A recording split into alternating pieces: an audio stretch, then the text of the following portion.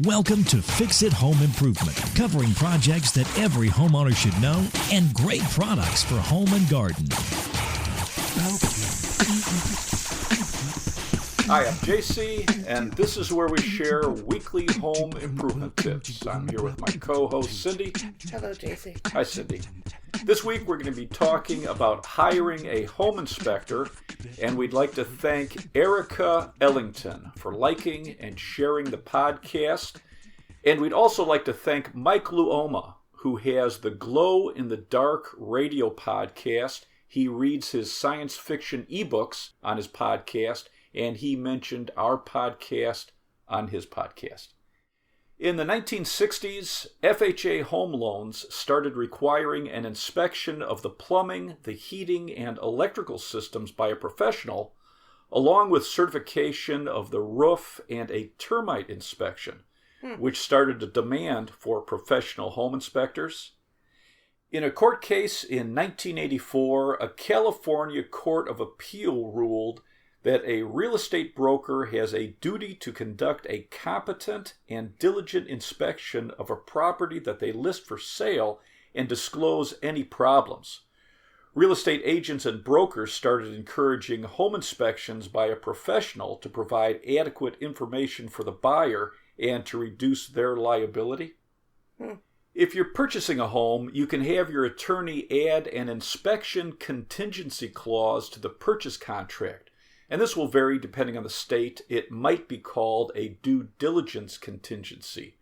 This allows you to hire an unbiased professional to inspect the home in a specific time period to analyze the condition of the house. And depending on how the clause is written, it can allow the buyer to cancel the contract, negotiate repairs, or reduce the sales price based on the findings of the report. I spoke to Tom from the Money Pit Home Improvement Podcast. He was a professional home inspector. He says home inspections are designed to protect home buyers from investing in a home that turns out to be a real-life money pit.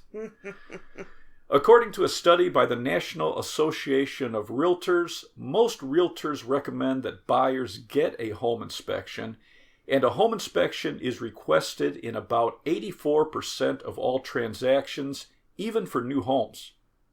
A survey by the American Society of Home Inspectors found over 75% of real estate contracts have a contingency based on a home inspection, and 72% of buyers in the U.S. who used a home inspector believed it helped them avoid potential problems with their home. That's cool. Tom from the Money Pit says a typical home inspection will take 2 to 3 hours, and the inspection includes a check of the home's structural and mechanical condition. A home inspector may also do tests for radon, termites, or other wood-destroying insects, or perform other services that are requested by the buyer. If the buyer and seller agree, you can have contingencies or inspections for almost anything that you think is important. And once the home inspection is complete, the inspector only reports the results to their client, which is usually the buyer. Right. If there are major problems like a foundation problem, considerable water damage, or the home needs a new roof, you would negotiate with the seller for repairs to be made, the price to be lowered, or you would just cancel the contract. Okay.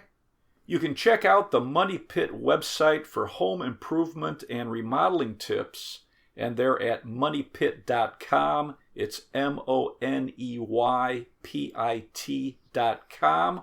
You can also subscribe to the Money Pit Home Improvement Podcast on your favorite podcast app.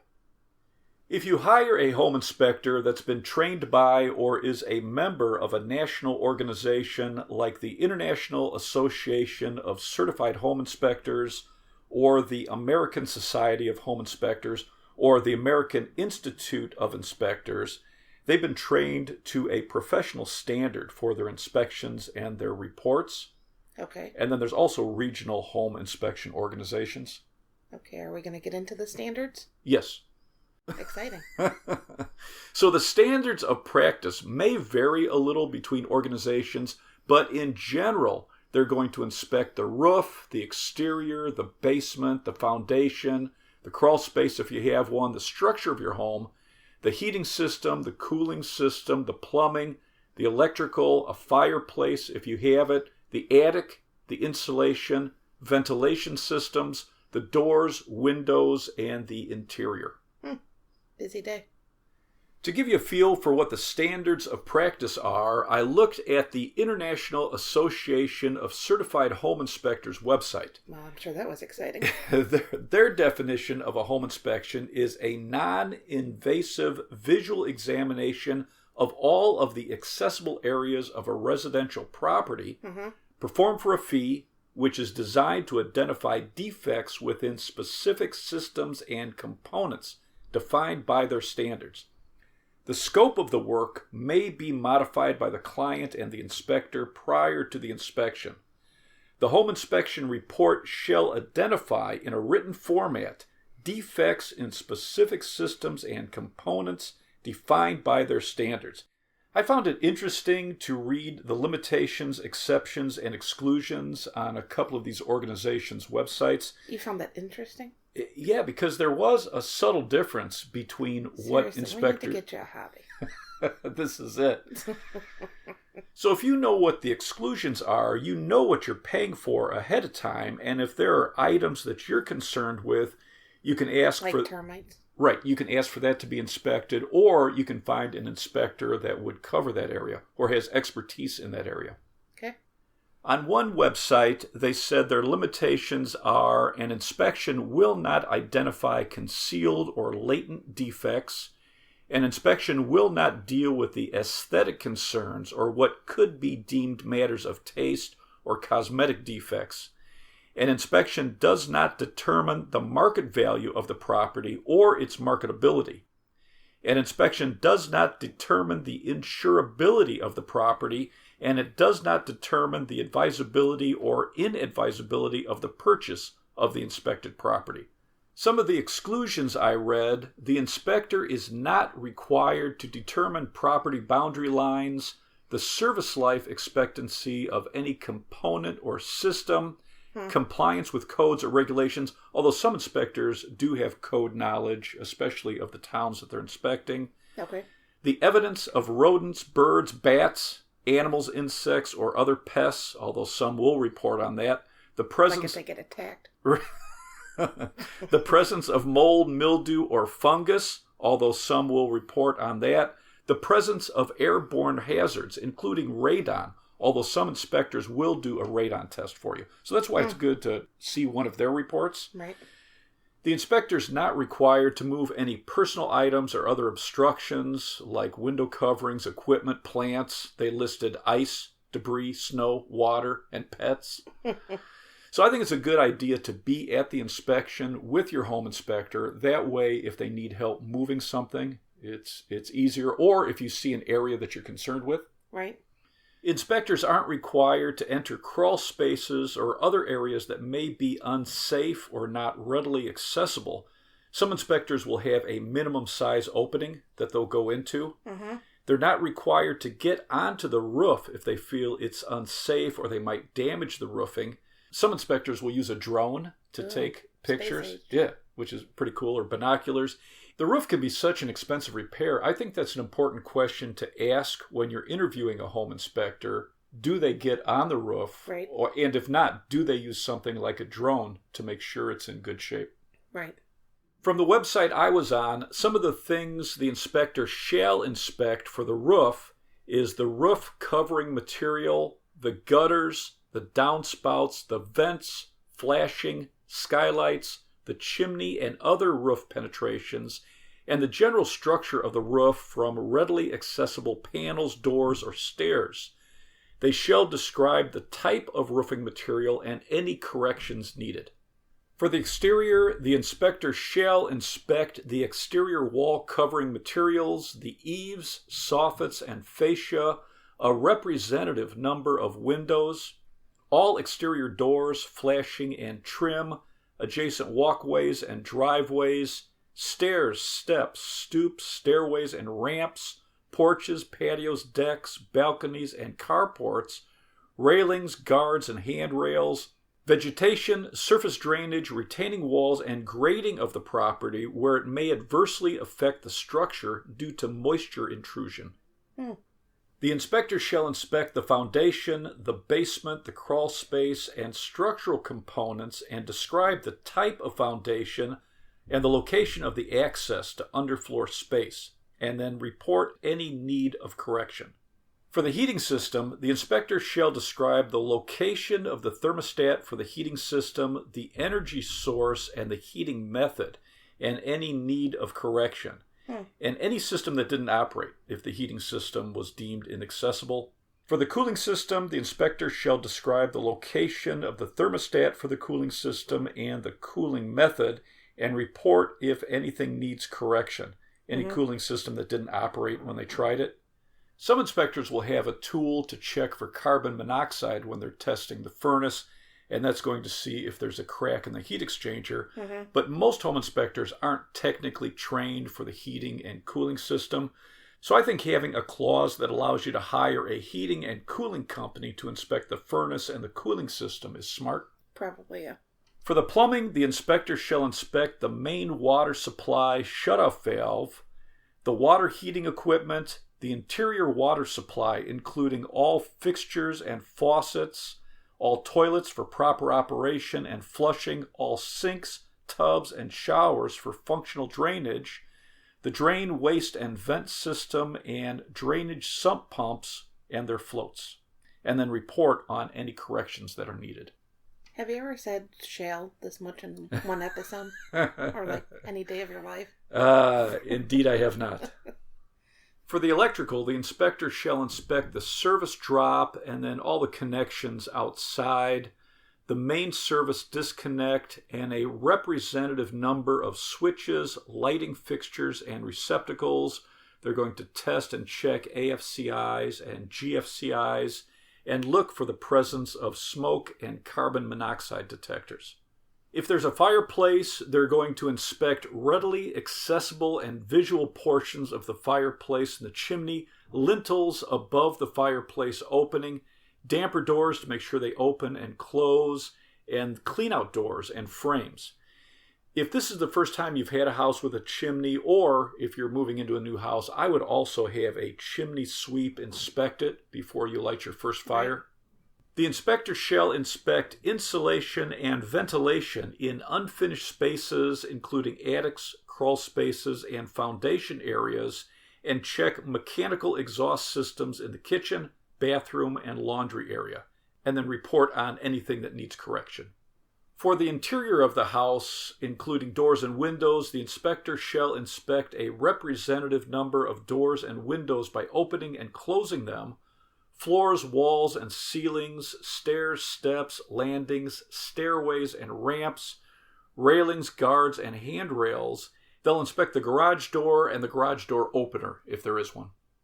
Those are some of the key standards of practice for the International Association of Certified Home Inspectors. I read an interview with the president of the American Society of Home Inspectors. He said their standards train inspectors to look for things that are significantly deficient, unsafe, near the end of the service life, or not functioning properly. They aren't looking at cosmetics. They're focusing on big-ticket items. That makes sense. Some key things they look for are water damage, which could require expensive repairs and have the potential for mold problems. Right. The structural integrity of the home's foundation, which could be very expensive, damage to the roof, the electrical system, the plumbing system, insects and pests, heating, air conditioning, and ventilation. He said there's no such thing as a perfect house. The inspector's report will show many items that are going to need repairs or may need to be replaced that are part of just normal maintenance, like a leaky faucet. Many home inspectors don't check a well or septic system or the main drain pipe. Really? Yeah, so I would have a professional check your well or septic system if you have one. That could be very expensive. And it's pretty important. Yeah, absolutely. Yeah, on day one when you move in. And for the main drain pipe, you can hire a plumber to put a camera down the main drain. If there are a lot of trees on the property, you could have roots in the pipe and also cracked and damaged pipe, which can be expensive. Right. If you're moving into an older home and you're going to have small children in the house, you should test for lead paint. It was in many homes before 1978. The EPA says lead paint is still in millions of older homes, and it's a hazard for babies and small children, and lead paint remediation can be expensive. Many older homes built before 1980 have ceiling tiles, floor tiles, shingles, siding, insulation, and wall compound that could contain asbestos, which is a carcinogen, and removal could be expensive. Depending on where you live, the owners may have to do a radon test before they sell their home. If not, have them do one. Radon is the second leading cause of lung cancer, and it's the number one cause of lung cancer in non-smokers. Radon is a radioactive gas found in soil and rock under your home, and you can't tell whether your home has high levels unless you test. And every homeowner should test for radon. Right. A survey by the National Association of Realtors said home inspectors find at least one problem that needs to be fixed in 86% of the homes that were inspected. Wow. The top three areas were the roof, the electrical system, and windows. And about 50% of buyers negotiated a lower sales price. Okay. When you're hiring a home inspector, the U.S. Department of Housing and Urban Development says there are 10 important questions to ask. Are you going to list them now? 1 to 10. Ask what the inspection covers and get a detailed list of all the items ahead of time. That way you can compare with other home inspectors and make sure they're hitting everything that you're concerned about.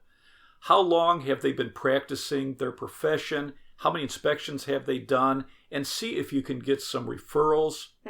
Are they specifically experienced in residential inspection? Because some people are more experienced for commercial property. They have a construction or an engineering background. Do you offer repairs or improvements based on your inspection? Some associations and states don't allow the repairs to be done by the home inspector. They see it as a conflict of interest. Oh. How long will the inspection take? It should take 2 to 3 hours on a typical single-family house. If they say, I can probably get it done in a half an hour, it's probably not enough time. How much will it cost? The typical range, HUD says, is between $300 and $500. What type of inspection report do you provide, and how long will it take to receive the report? And ask to see samples. That way you can see how detailed they are. And they say that most reports should be done in 24 hours. Oh, really? Can I attend the inspection? I think it's important to be at the inspection. That way you can ask questions and you can get a feel for how the inspector is responding to the house. Are you a member of a professional home inspector association? And do you participate in continued education programs? Some states regulate home inspectors, and they have to show proof of training with a state-approved organization and their certificate. Some states require ongoing continued education, and the inspector has to show proof of passing exams. Some states also require insurance to cover liability in case the inspector gets hurt on the property or damages the property. Oh, really? You can go to homeinspector.org. It's HOMEINSPECTOR.org and click on the tab for state regulations to see if inspectors are regulated in your state.